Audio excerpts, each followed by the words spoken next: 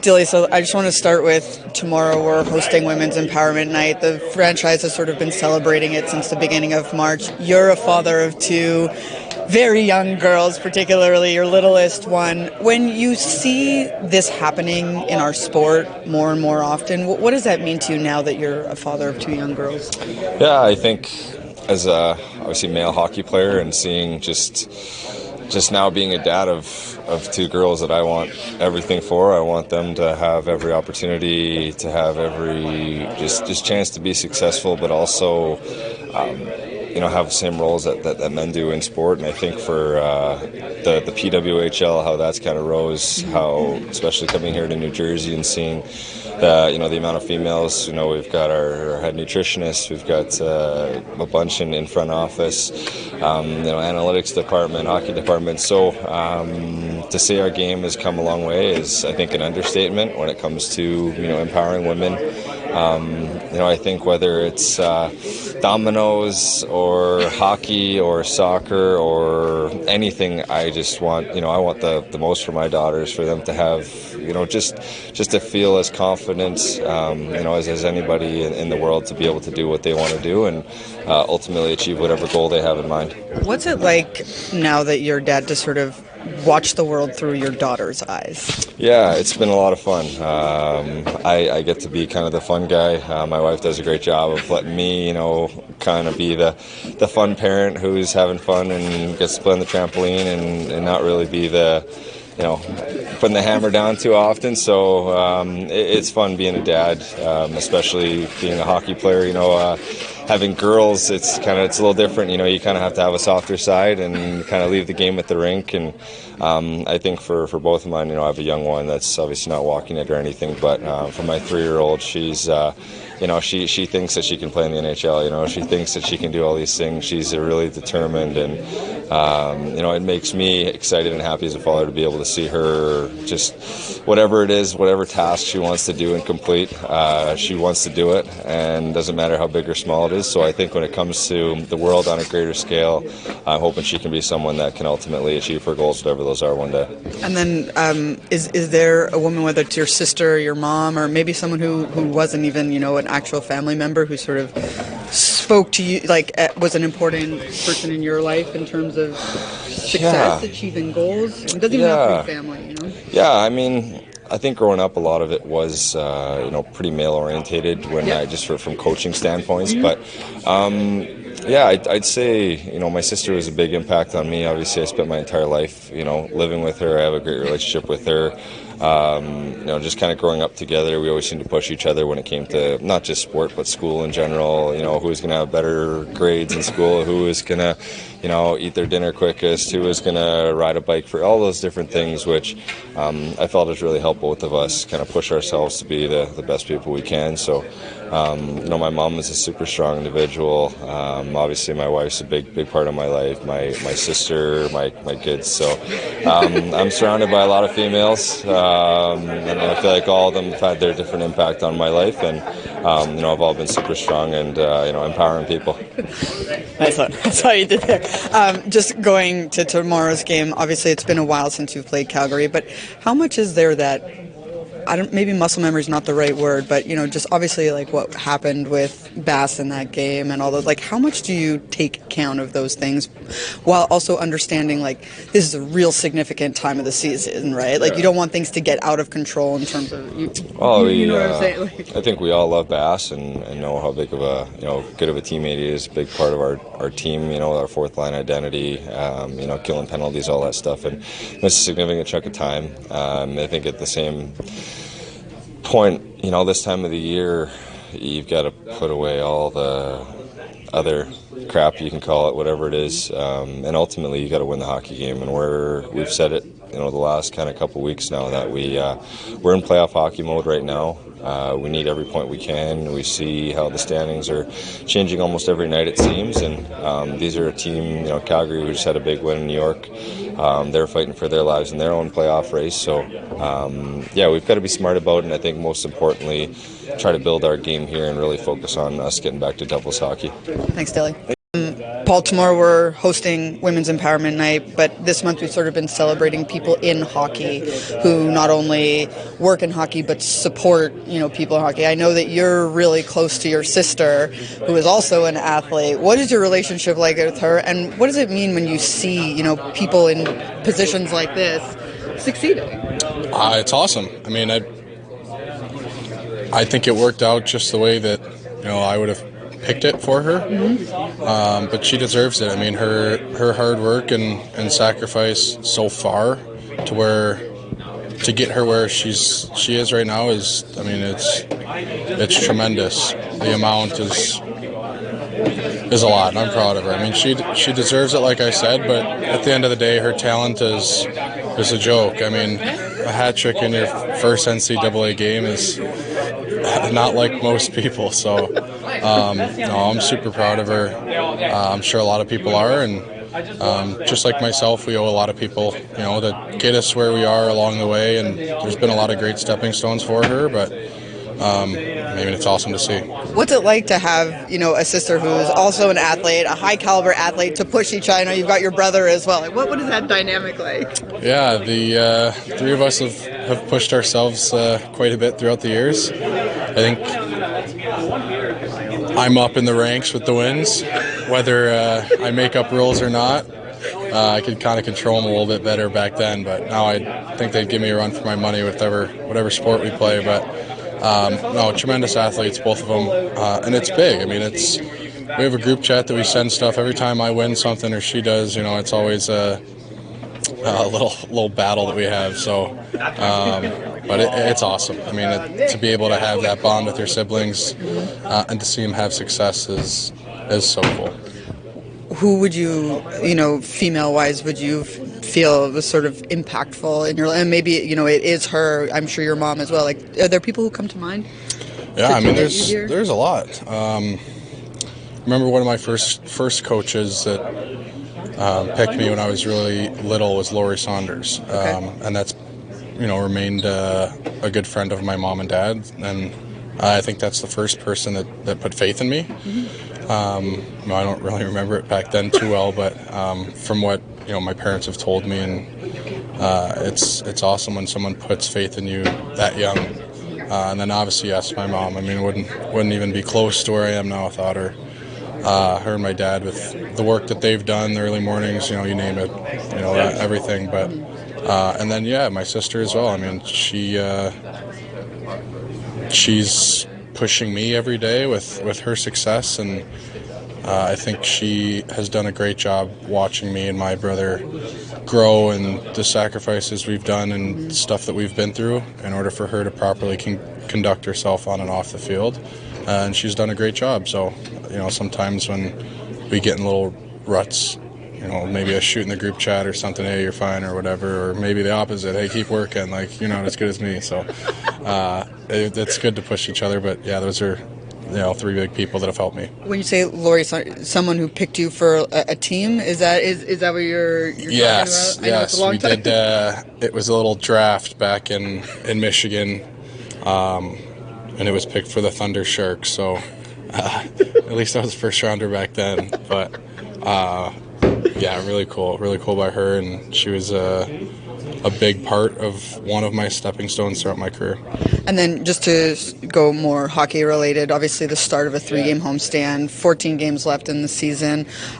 Calgary's coming in, they're fighting for their lives, and when you also sort of think back to the last time you guys met, there was obviously that incident with Bass. Now, we know that in sports sometimes, an eye for an eye kind of thing, but no pun intended, but what's the fine balance when you're fighting, to get those results, to keep moving, and you don't want things to get out of control? Right. I mean, I think one good thing about our team is no matter what comes about, I think we're a pretty good team at handling it. You want to play a physical game, all right, we can play that. I think it's more finesse than we have all different types of our game that we can play. In the back of our mind, yes, that what happened last game will not be forgotten and it'll be taken care of. But at the end of the day, we're pushing for, to stay in a playoff spot and to put ourselves in a better position, have ourselves ready, keep guys healthy.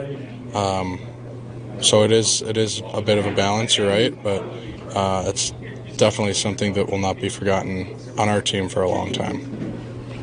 Over the last couple I guess 2 weeks or so, and then tomorrow, a big game for this franchise when it comes to honoring the women that work here, women that support us.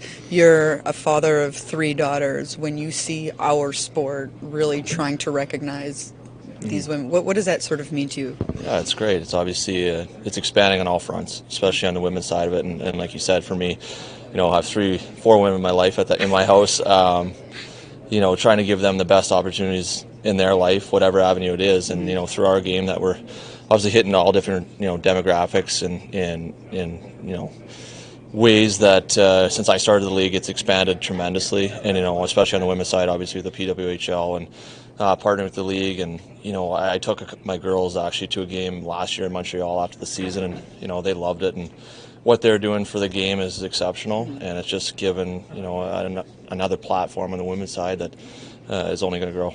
What do you start to understand as a father of daughters, like experiencing the world through their eyes and seeing that type of representation? It's totally different. I have one sister, but at the same time, when you're a father and you have a different perspective on things, and now to be able to see the female side of it more so, living in this in a world that I've been living in for the last 15 years, to be able to see it from their eyes, see it through my wife's feelings and her understanding, and trying to understand the way that people see it differently, and obviously they're the most important people in my life, and to be able to try to be there for them in different ways than I know how, I think it's a constant learning process for me as well. So that's my job as a dad, is just to be there, but really see it and understand it through their eyes is really important. Are your girls interested in like playing hockey? Like, do they have any? Sure, they like to come and watch, but like, Yeah. do they have any?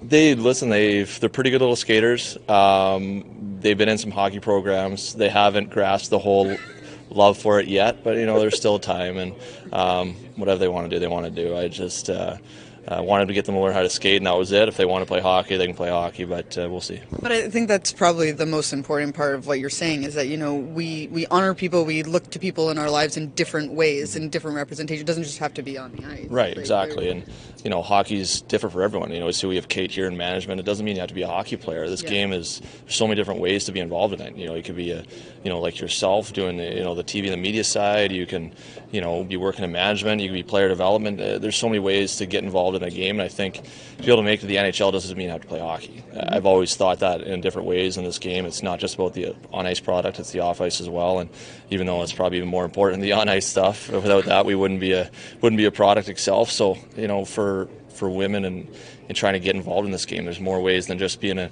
player in the PWHL, and you're a good example of that too. Sheldon, obviously 3 forwards missing today. Do you have sort of an update on them, or just mainly? It's just, bumps and bruises that are sort of piling up a little bit. But also you're thinking of making some lineup changes too, so it's a chance to combine some changes with some rest and all that. But we'll see exactly where we're at tomorrow and solidify our lineup based on that and based on any changes that I might want to make. One of the things, just talking to some of the guys, was sort of remembering what happened in the last game against Calgary. Obviously, it was rough what happened with Bass, but I'm just wondering, like, where is sort of that fine line of not wanting things to potentially get out of control? It hasn't entered my mind. I mean, we got a lot at stake here right now, as is the opposition, and our focus is to get our game right and get our 2 points. Right, and that's sort of what I was alluding to, is just like how dialed in you have to be to that, especially with this 3-game homestand coming up. Yeah, we're in the final stretch here. We've been talking about it as a team for a couple of weeks here now, or certainly since the trade deadline passed. We've got to have a singular focus, in terms of how we play, how we prepare, and just really knowing what's at stake and having our mindset meet that moment. I think we've done a pretty good job of that. I would say, aside from the Pittsburgh game, that's the one that we'd like to have back. The others have been a pretty good representation of what we want to look like. Even the other night, the third period, the way that it goes, it's not because lack of effort or urgency, competitiveness. In fact, if anything, I thought maybe the guys are trying a little too hard. They're playing from the drop of the puck in the third period, like like we're playing our final game of the season, and it's all the playing for all the marbles. It's just relax and play. We've been a very good team in the third period, as a team. Going into the third period with leads, we've done a very nice job all season. So, to me, it was just trying a little bit too hard in that time, and not focused enough on the things that matter. And that's really been the focus for our team for all three periods. Is to focus on and play our game, have a singular focus and mindset, and go out and execute. Recently, I think there was 2 occasions recently where the opposition scores and you call that timeout.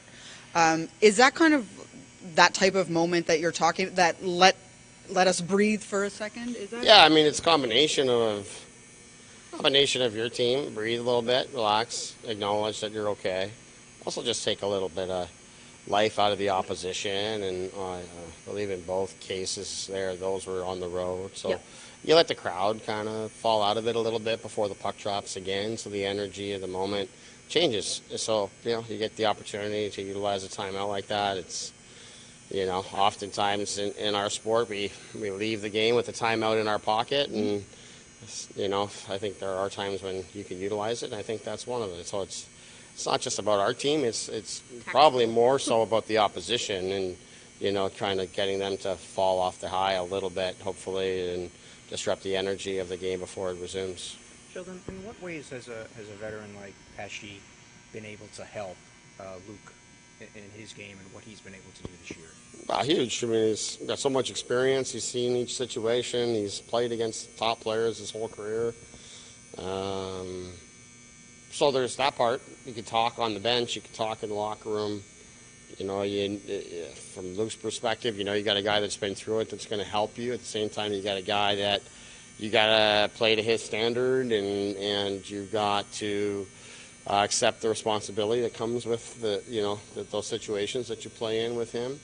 But then on the ice, I mean, Pesh is, he's a guy who kills plays. He cleans things up. Similar type of effect that Siegenthaler has for us. Pesh kills plays with his stick and his reads. His brain is very good to make the appropriate reads at the right times, to kill plays and hold the net front, or to step up at the right time to intercept a play. So all those kind of things, no matter who his partner is going to make their life easier, and that's important for a young defenseman like Luke that we have to lean on as much as we do. And with 13 games remaining here in the regular season, what's your message to the team? Well, I think it's just what I just went through. Is that every game matters. We got to have a mindset and approach that every game is really important, and with that, you got to meet that moment with the appropriate mindset and competitiveness, urgency. So. As I said, I think we've done a really good job of that as a team. I liked our game in that sense in Columbus for all three periods. I would include the third for that. Just the execution's off there, but the Pittsburgh game was a step backwards on directions, and you see what happens when you don't have your edge and you don't compete and play hard and all those kind of things. The game gets away on you, and it's going to look real ugly, and you're going to chase the game. That to me is the major difference between the two games on the road there at Pittsburgh and Columbus. Is I liked our start. We played patient. We played disciplined. We didn't give up much. We scored when we had our chance. So we're in the lead, take control of the game. And because you have control of the game, then you're able to to hang on and get the points. We'd like to do better in that third period, and that's certainly our focus today. Is to just relax and trust in what we've been all season, which is among the best teams in the league, in terms of going into third periods with the lead. So I think it was just a bit of a wake-up call for us in that sense of, hey, things matter a little bit more right now, and we need to meet that moment, but not change who we are. Still be confident, still make plays, and that was the message after the second period in the intermission. It's just you get out there and the game starts to go, and you can see that we didn't handle it, the way we would like to. but it's all because our guys care, and they maybe cared a little bit too much because there's just relax. It's not for all the marbles here yet. We got some time to build towards that, which is really what this is about. Be really good here, but let's keep growing as a team. So as the stakes rise even more, as they will, down the stretch, or hopefully we can secure a playoff spot and into the playoffs. And as those stakes rise, that we can find our way through it. So it's nice to be able to correct those things coming off of a win the other day. But the mindset has been pretty good and consistent, and I'm hoping and certainly expecting that it would as we get back on home ice. Going along those lines, is there anything that you want the guys to show you or to prove to you beyond the mindset? If it's just having that consistent connectivity shift to shift, is there anything that you're kind of looking for down this final stretch? Just like, okay, like this is what I've needed this whole time? Yeah, just consistency in our process. How we get out of our zone, get to the neutral zone, establish play down in the offensive end. The consistency with which we do that allows our game to really come together, both offensively and defensively. Because now, if we don't get the puck back necessarily, well, at least we're on top of guys, and we've got tight gaps, and we own the neutral zone, and we sort of rush the next play and then dictate the next play and get pucks back that we can then counter and look to get an edge on. Timo's goal is a terrific example of that. Big time finish by him, but there's 3, 4, 5 plays that happened that started even the shift prior to that kind of set up that goal, and you stack them all up, and then all of a sudden one of your best players gets an opportunity to make a play. That's the league, and that's what we really want to really embrace as a team. And I think we're starting to do that. We've done that at different points of the season when we've played our best. That's what we've done. It's hard to do mentally, physically. It's hard to do, over the course of 82 games. But right now, more than ever, we need to rally around that. Has Allen played well enough to earn more starts down the stretch here? Yeah, for sure he has. Just he has all season. He's done a good job of that. So.